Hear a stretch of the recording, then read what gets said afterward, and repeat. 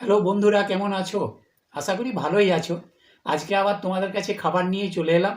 আজকে আমার খাবারে আছে গোবিন্দভোগ চালের ফেনা ভাত, আলুয়ে সিমের ভর্তা, ডাল ভর্তা, বেগুন ভর্তা, আলু ভর্তা আর ডিম সিদ্ধ। তো খাওয়াটা শুরু করার আগে যেমন বলি সেইভাবেই বলছি, তোমরা একটু লাইক, কমেন্ট এবং সাবস্ক্রাইব করবে, পারলে একটু শেয়ার করে দিবে। হুম। আর আমার খাওয়াটা সম্পূর্ণ দেখবে। খাওয়াটা শুরু করছি।